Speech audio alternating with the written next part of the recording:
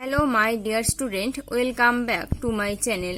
আজ আমি BA fifth semester Bengali honours এবং প্রোগ্রাম কোর্সের ছাত্রছাত্রীদের জন্য তারাশঙ্কর বন্দ্যোপাধ্যায়ের গণদেবতা উপন্যাস থেকে আরও একটি চরিত্র নিয়ে উপস্থিত হয়েছি। আজকের চরিত্রটি হচ্ছে ন্যায়রত্ন।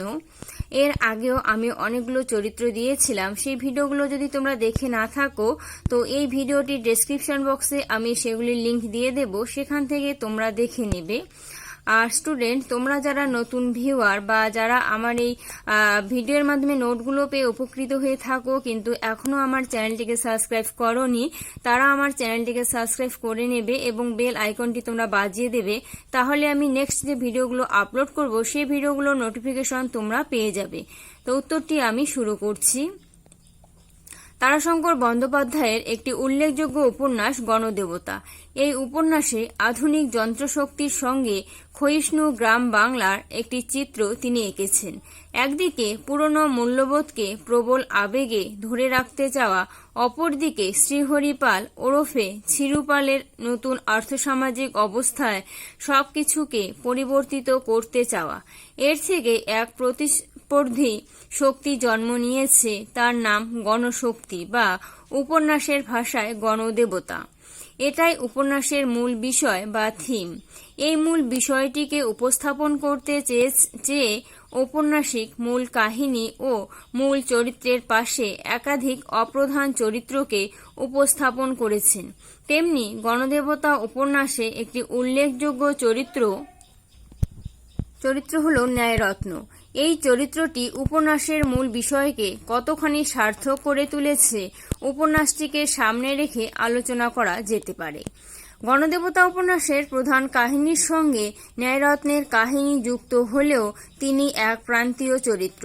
ন্যায়রত্ন রাঙা দিদির মতোই ভাবাদর্শের প্রাণময় প্রতিমূর্তি। সমাজের ভাঙ্গনের সঙ্গে সঙ্গে তার ভাবাদর্শের বিলয় ঘটেনি। তাই শ্রীহরিকে তিনি বলেছিলেন, আমার কাল গত হয়েছে ঘোষ, আমি তোমাদের বাতিল বিধাতা। ন্যায়রত্ন নামেই দেবতা বা সমাজপতি। আসলে তখন থেকে সত্যকার সমাজপতি ছিল জমিদার।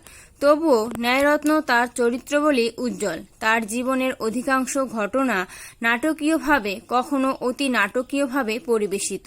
তার জীবনে ধর্ম সর্বব্যাপী, ধর্মভিন্ন তার ভাবনা নেই। আজকের বিচারে বলা যায় তিনি গোঁড়া ও রক্ষণশীল। কিন্তু শতাব্দীর প্রথম ভাগে অনেক মনীষীর মতো ঔপন্যাসিকও ব্রাহ্মণ্য ভাবাদর্শে বিশ্বাসী ছিলেন। সেই বিশ্বাসের পটভূমিতেই পণ্ডিত মহামহোপাধ্যায় শিবশেখর ন্যায়রত্ন চরিত্রটি নির্মিত হয়েছে। গণদেবতায় যে সমাজের কথা ঔপন্যাসিক বলেছেন তার প্রাণপুরুষ রূপে অঙ্কিত হয়েছেন ন্যায়রত্ন।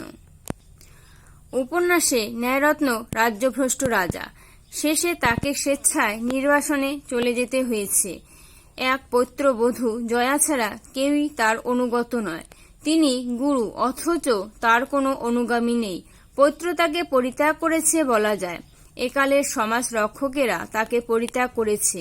মর্মান্তিক মনে হয় যখন তিনি নিরুপায় হয়ে কাশীতে চলে যান। পরাভূত, পরিত্যক্ত, অপমানিত মানুষটির যে ছবি পায় তাতে মনে হয় ঔপন্যাসিক সামাজিক দলাদলি ও দুর্নীতির আলোকে চরিত্রটিকে তুলে ধরতে চেয়েছেন।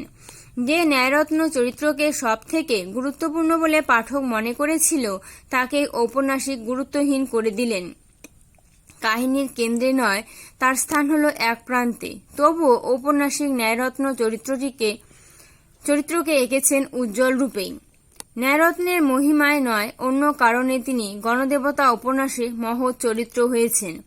এই উপন্যাসে যে সমাজকে ভেঙে যেতে দেখি তার মূলে ব্রাহ্মণ্য ভাবাদর্শ।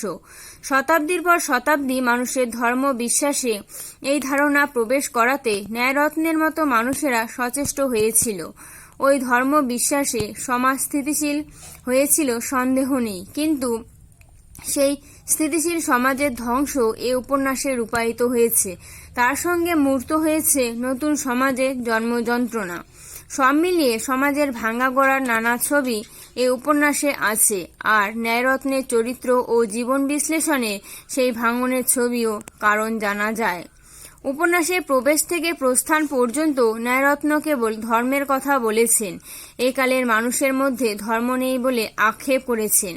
এই ধর্ম দিয়ে তিনি ব্যাখ্যা করেছেন বর্তমানের সমাজ শৃঙ্খলায় কেন ব্যর্থতা।